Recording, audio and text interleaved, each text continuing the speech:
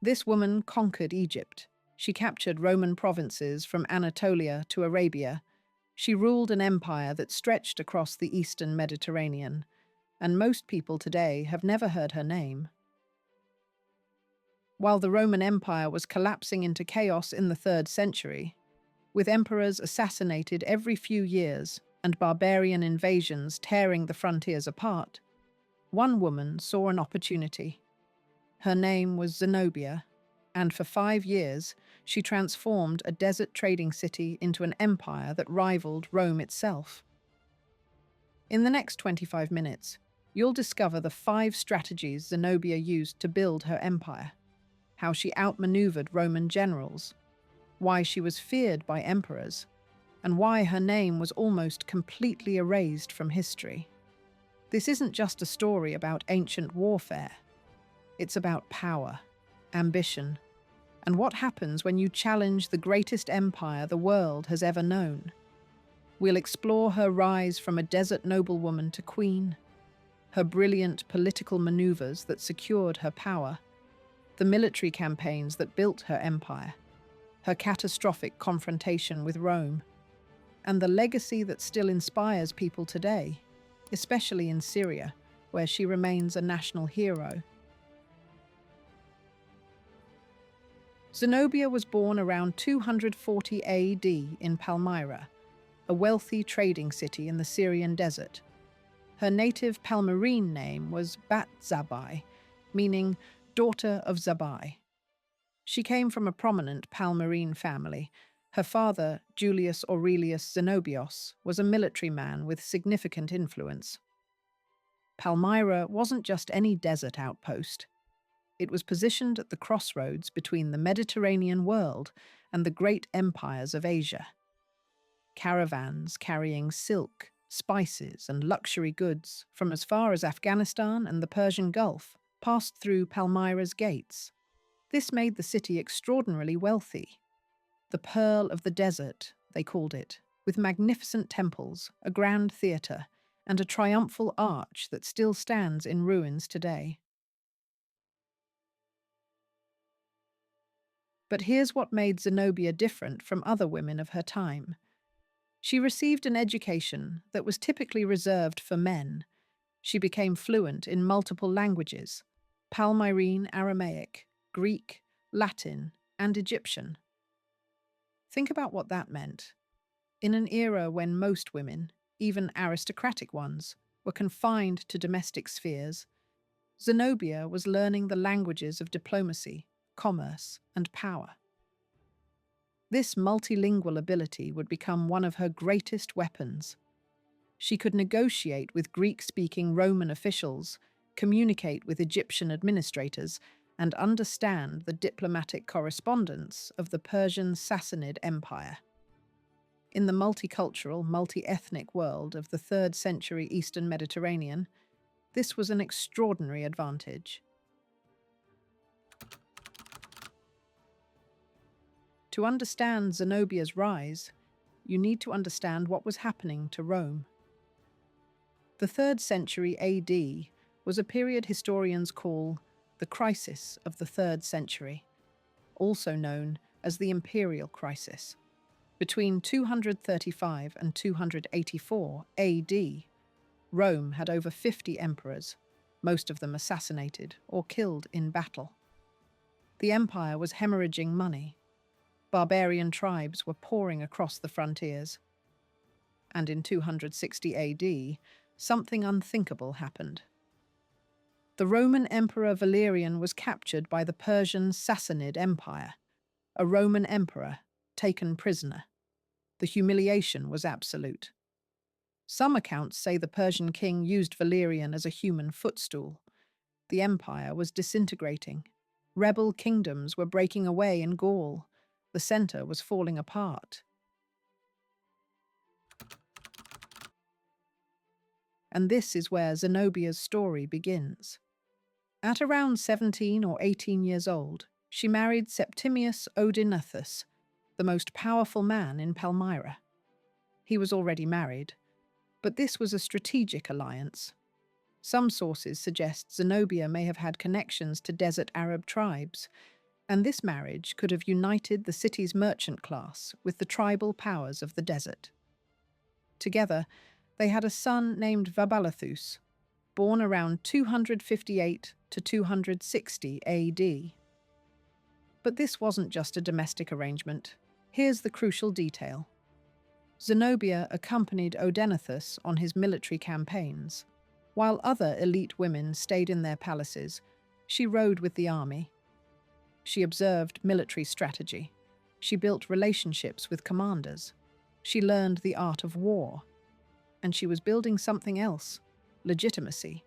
The soldiers saw her. They knew her. When the time came for her to claim power, this would matter. In late 267 or early 268 AD, Odenathus was assassinated. The exact circumstances remain murky. Some historical accounts even suggested Zenobia herself might have been involved, though there's no solid evidence. What we do know is this: her husband was dead. Her son was a child, probably around 7 to 10 years old, and the vultures were circling.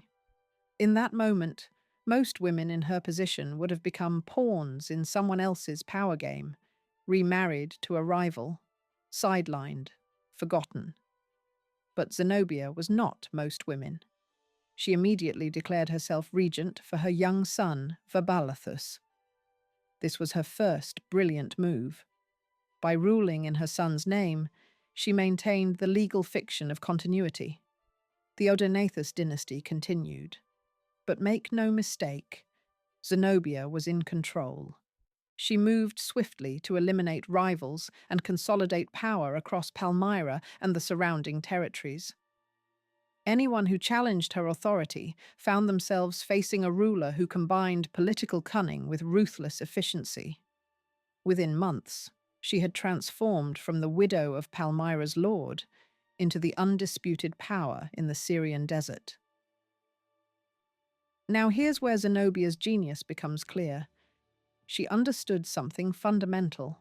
Rome was too weak and too distracted to stop her. In 270 AD, Zenobia launched her invasion of Egypt. This wasn't just territorial expansion. Egypt was the breadbasket of the Roman Empire.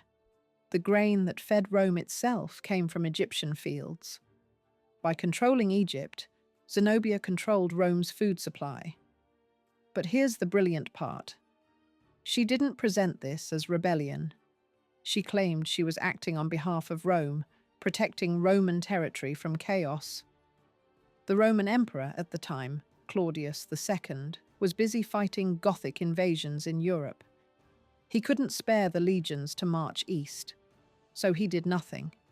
He effectively allowed Zenobia to rule independently. This was exactly what she was counting on. By mid-271 AD, Zenobia's realm extended from Ancyra in central Anatolia all the way to Upper Egypt. She controlled Syria, Palestine, Arabia, and significant portions of Asia Minor. The Palmyrene Empire now encompassed most of the Roman East, and she had achieved this while still nominally claiming loyalty to Rome. But Zenobia wasn't just a military conqueror. This is what separates her from other ambitious warlords of the era. She was building something. Zenobia established her court at Antioch, one of the greatest cities of the ancient world. And here she did something remarkable. She styled herself simultaneously as a Syrian monarch, a Hellenistic queen, and a Roman empress. This wasn't confusion. It was political brilliance. Her empire was multilingual and multi-ethnic. Greek-speaking cities, Aramaic-speaking desert tribes, Egyptian administrators, Arab merchants. Rather than imposing a single identity, Zenobia embraced this diversity. She largely maintained the Roman administrative system, but appointed her own governors, opening her government to Eastern nobility who had been excluded from power under direct Roman rule. She also transformed Palmyra into a center of learning.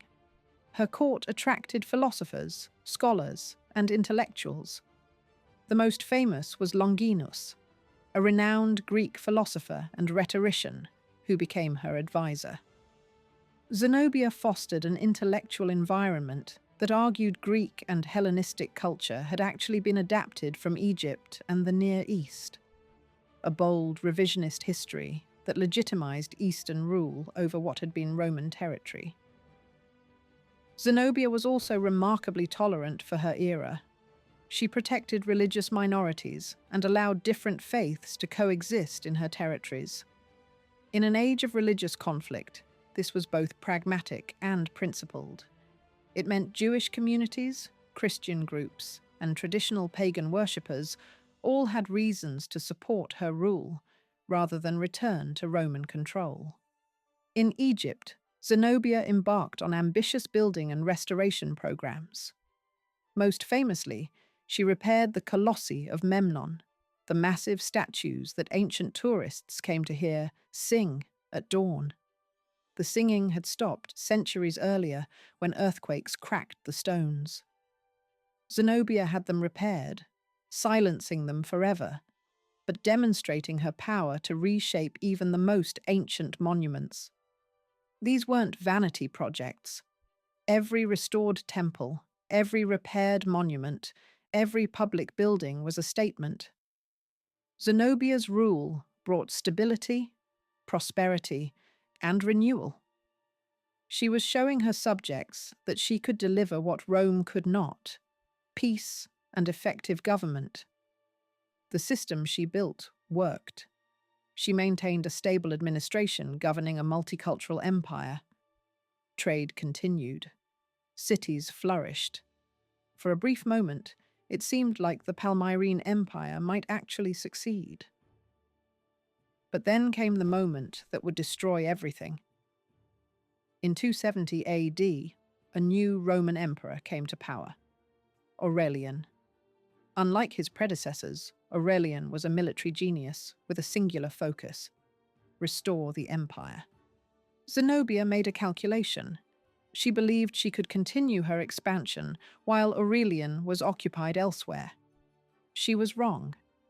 And in 272 AD, she made her most disastrous decision. She declared her son Vabalithus as emperor and assumed the title of empress. This was no longer ruling on behalf of Rome. This was open secession. The legal fiction that had protected her was gone. She was now in direct rebellion against the Roman Empire. Perhaps she felt she had no choice. Aurelian was clearly preparing to move against her. Perhaps she believed that declaring independence would rally her supporters. Or perhaps, after years of unchallenged power, she had started to believe her own propaganda, that she truly could stand as Rome's equal. Whatever her reasoning, it was a catastrophic error, because Aurelian immediately recognized this as an existential threat. And unlike previous emperors, he had the military capability and the political will to do something about it.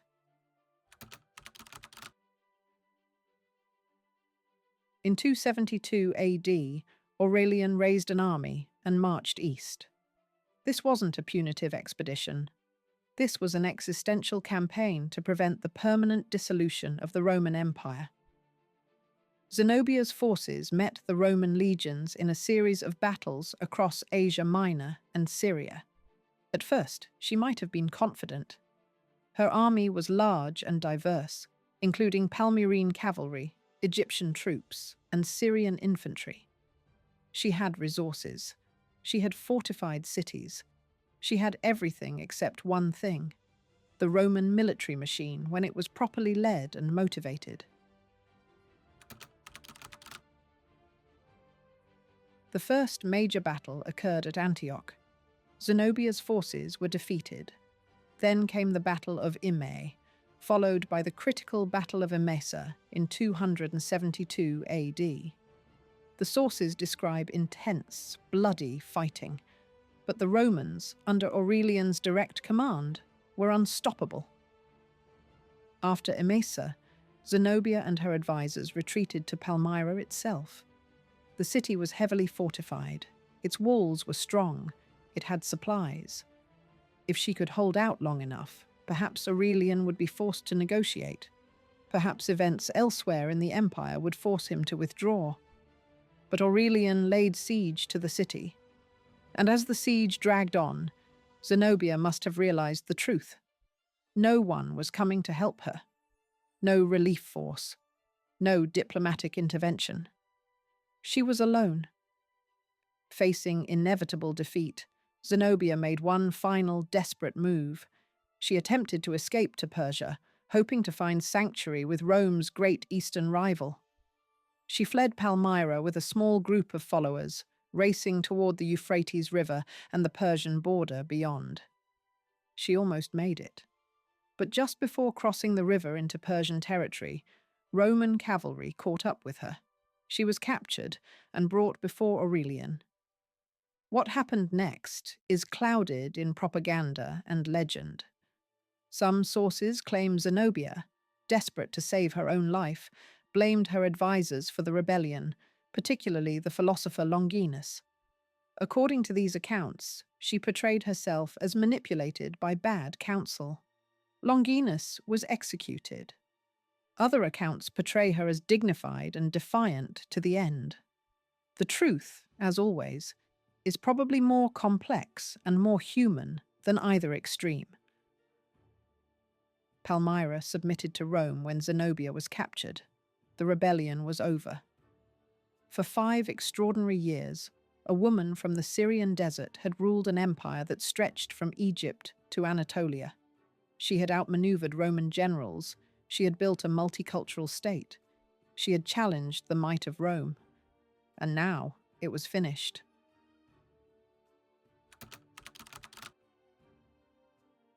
Here's what happened after Zenobia's capture. She was taken to Rome as part of Aurelian's triumph, the ancient Roman celebration where victorious generals paraded through the city displaying their conquests. According to the historian accounts, Zenobia was displayed in chains, weighed down with gold jewelry as part of the spectacle. But here's where the story gets murky and where history becomes propaganda. Roman sources needed to explain how a woman had nearly torn their empire apart. So they created 2 competing narratives. One portrayed her as a treacherous manipulator, seduced by ambitious advisors. The other portrayed her as so exceptional that defeating her was an accomplishment worthy of the greatest honors. What they couldn't do was acknowledge the truth, that the Roman Empire had been so weak, so distracted, so internally broken, that a regional power could break away and rule independently for years. That was too humiliating to admit. So Zenobia's story was either minimized or mythologized, but rarely told honestly. And then came the final erasure. Shortly after Zenobia's surrender, Palmyra rebelled again. Aurelian returned, and this time showed no mercy. The city was sacked, its inhabitants were massacred. Palmyra, the pearl of the desert, was left in ruins. The city that had been Zenobia's power base was effectively destroyed, and with it, much of the physical evidence of her reign.